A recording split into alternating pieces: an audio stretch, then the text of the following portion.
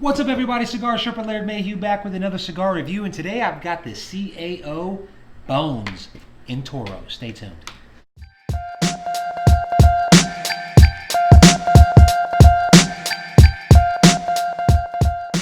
All right. Welcome back to another installment here at Cigar Sherpa. I, of course, am your host, Laird Mayhew, and if this is your first time here, don't forget to subscribe. Hit the subscribe button, hit the little bell, get notified.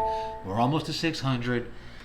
I know there's people out there that watch these reviews because I see all the analytics and that aren't subscribers, so what's it going to hurt, man?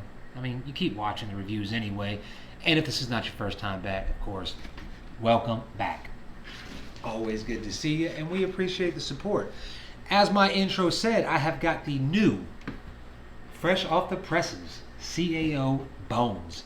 Okay, this is the Blind Huey. It's a Toro. They just call it a Blind Huey. I don't know why. I don't know who Huey is or if he was really blind or not. It's not my business. So I've been doing this thing lately. I go into my cigar shops that I frequent, and I've been kind of revisiting the cigars that initially got me into cigars. I would say 1996, 97 time frame is when I started smoking cigars. You know, and what I would do is I'd grab this ain't Cigar Aficionado, this is the Cigars International catalog. But I'd grab it, you know, when it came off, and I'd read it from cover to cover, and I'd read all the advertisements, of course. There's always a Fuente one. But then I would read the blind tastings, okay? And then I would write them down, and I'd go and I'd get the ones I could afford to get, the ones that my shops had. And then I would reread the reviews and then smoke the cigars, and half the time be let down, to be honest with you. But what I've been doing is revisiting those cigars. So today I smoked a Monte Cristo Classic Series Robusto. It was the original Dominican, Connecticut Shade, wrapped Monte Cristo. And I tell you what, I remember it being, you know, and of course I was young and I just started, so my palate was not as developed. But I smoked it today, and I tell you what, it competes. I think that you should go check that out and let me know what you think about it. It actually had a little bit more spice and a little bit more like robust, toasty, like a toasty spice. It was a very light cigar. It's below medium in the strength. But it wasn't as paper baggy tasting as I remember when I first smoked it. Also, the Chateau Fuente, I smoked one of those, I don't know, probably about 2 hours ago, a little Robusto and Maduro. Good cigar. So, you know, this is the reason why these cigars have been around for a long time. But as things go, we're here for the new bowl. We're looking for all this new stuff. And as I was walking out of the store, which is why I was even talking the way what I was talking about, the shop Anstead's here in Fayetteville, North Carolina, just got the CAO Bones. Okay, CAO. I think the last new cigar that they put out was the Sessions. I didn't do a review on it, but I did do the Consigliere, which was the Soprano before, until they lost the rights to use that name. They make good cigars. I mean, I know people that are big fans of them. They make the Flathead is a good cigar. The Cameroon, just about every cigar that I have smoked of theirs it's a good cigar. They don't land in my favorites typically, except for the Brasilia. The Brasilia is a favorite cigar of mine. Anyway, let me stop. I'm already 3 minutes into this, and I've been trying to keep them a little shorter. This here is the, like I said, it's the Bones. It's a Toro. It's a 6-inch by 54 ring gauge. It has a Connecticut Broadleaf wrapper, which is it's actually very pretty. It's like very oily, and I mean, I can't feel it between my fingers, but it's very hearty. It's got a Connecticut Shade binder. I don't think I've ever seen that before, and if I have, I didn't realize it. A Connecticut Shade, not a Ecuadorian Connecticut Shade, like an actual Connecticut Shade binder. And it's got fillers from all three of the big countries: Nicaragua, Dominican Republic, and Honduras. So you got USA, you got them all. So it's a very multi-country blend. Smell-wise, kind of a peppery tobacco. You know, what you get off of a Connecticut Broadleaf. From the foot, a little like a damp, like a very hearty, like sweet, earthy smell coming off of it. Construction is nice. It's such a dark wrapper that I really can't even see the cap. It looks like it's just got a double cap on it. I could be wrong, but it's very dark. I don't know. You tell me. Yeah, you can't. Oh, there it is, right there. It's veiny. It's kind of lumpy, but it's like a hearty cigar. So I'm gonna give this thing a cut with my punch and a light. Come back, tell you what I think about it from there. Stay tuned. All right. Right on the light up. Gotta get that retro hell out the way. Whew. Little black pepper there. A little zing. It's still kind of lingering.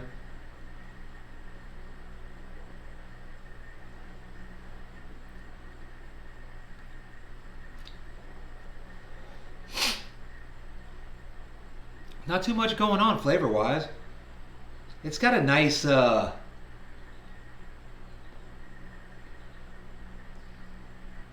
it's got a very mellow. Hold on a minute. That retrohale's still burning me. Be careful on that initial retrohale. I don't think it's going to be an issue. It's not going to be a very peppery cigar. I could be wrong. It could develop into one. But as of right now, it's very plain. It's got like it does have an aged tobacco core.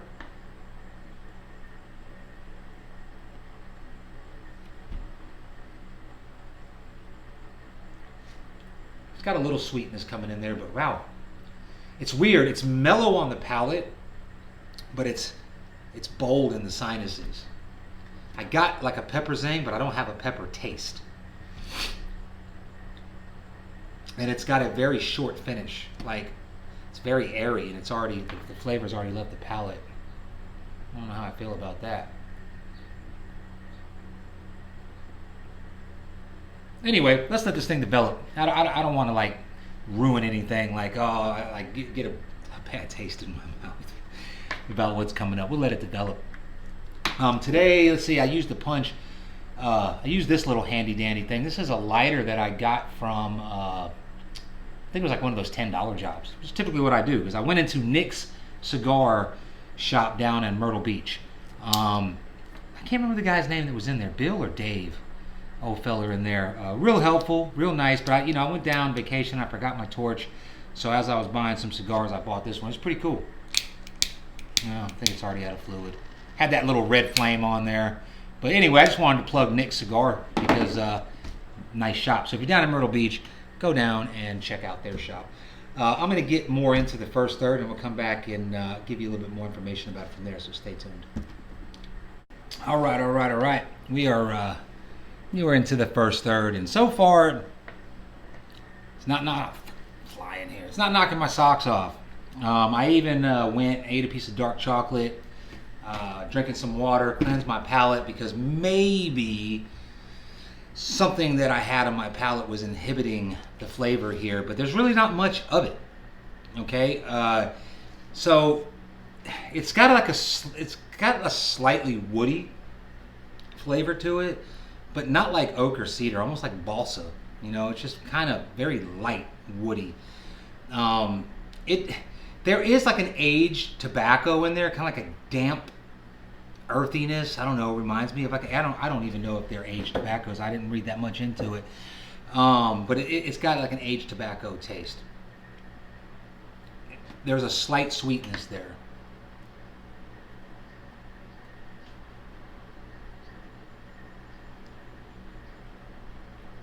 Almost no flavor on the palate for me. There's a black pepper in the retrohale. And you know what it's reminding me of? It's reminding me of the 505 Nicaragua by Romeo, which is my absolute all-time worst cigars that I've ever smoked. You know what? I won't even. I try to revisit. I got two left in my humidor that I'm letting sit. They've been there for about a year and a half or so. And I'm just waiting. Every once in a while I grab one, just taste it, and terrible cigar. I would not put this one down there yet, just what it's reminding me of. I kind of had high expectations for a little more flavor. It could be, I think I did read that they used Piloto, Cubano tobacco from the Dominican Republic, and that Connecticut Shade binder could be why it's so mellow. I'm hoping it develops a little bit more, though. It's burning pretty good. I mean, it's burning damn near razor sharp, and the ash is holding on really. It looks like it's about to fall right there, if you can see that. And I just tapped it right off.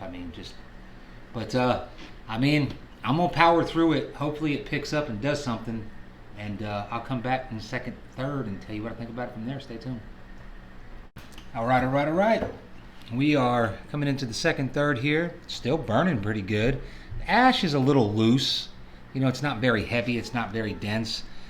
The pack on the cigar is pretty light, and the draw is, if you typically smoke a cigar, it's like as fast as I do, you're going to want to slow up on this one because it's kind of airy, and the smoke will heat up on you by blowing too much oxygen to it. But I don't have much to report here flavor-wise. It's just like the first third. It does take on more of a charry, woodsy note.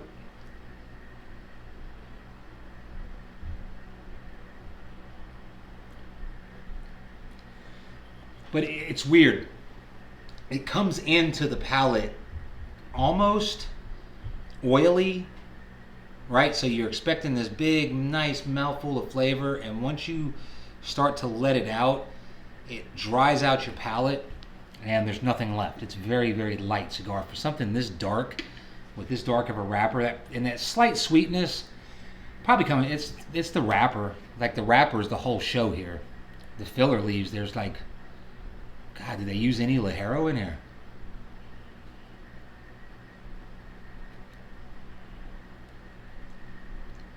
Starting, it's picking up. It's picking up a little bit now. The sweetness is getting a little bit more sweet, but there's really no nuances. It doesn't remind me of coffee. It's not very earthy. It's very just like dry woodsy. That little charry note to like burnt wood and straight tobacco. It's not bad. It's not as bad as the 505, but it's very reminiscent of that cigar. I just don't know what's going on. And I looked it up, and I couldn't find any actual reviews on the cigar to see what other people were saying about it.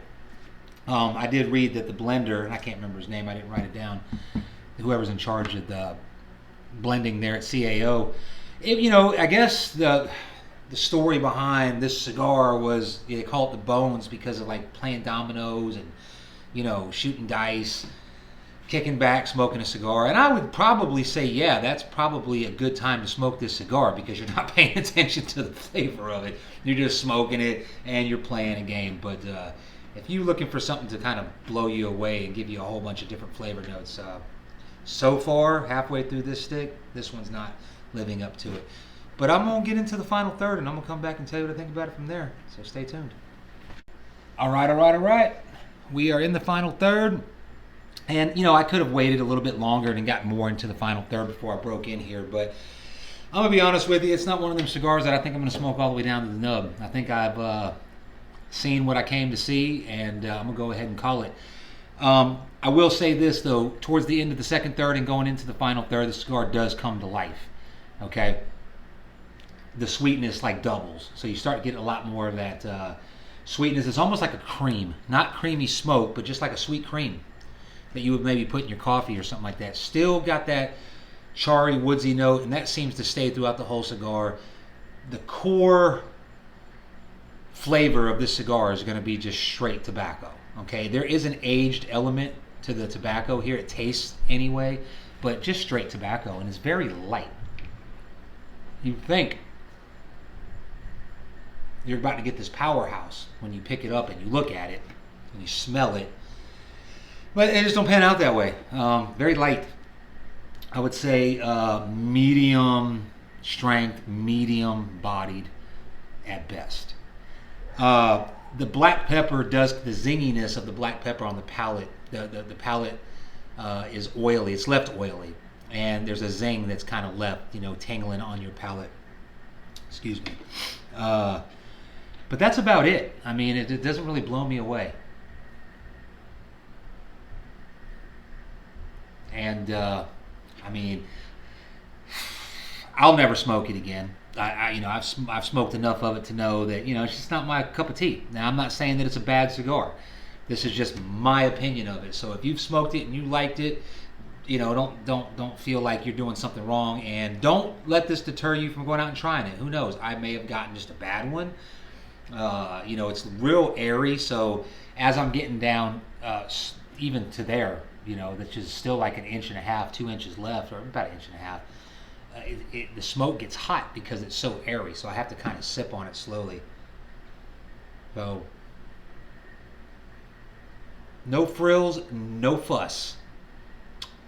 Cigar Sherpa, Laird Mayhew, reminding you to be polite to everybody that you meet, but always have a backup plan in case you got to shoot them in the face.